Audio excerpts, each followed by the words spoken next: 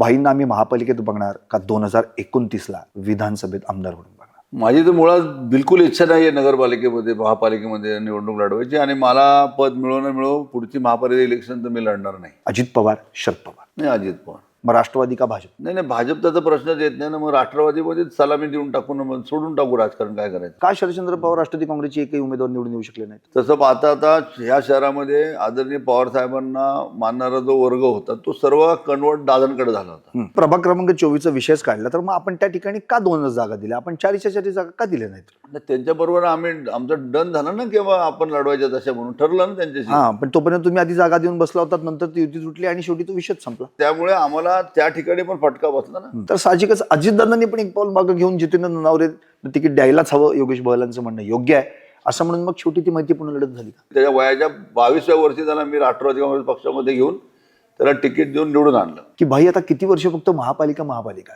कधीतरी भाईंच्या नावामागे आता विद्यमान आमदार असा शब्द कधीतरी लागायला हवा. यासाठी तर दादांचेच आशीर्वाद लागतील की दादांची जोपर्यंत दादांची कृपा दृष्टी होत नाही, जोपर्यंत दादांची मेहरबानी होत नाही, तोपर्यंत तर मी अडकून राहणार.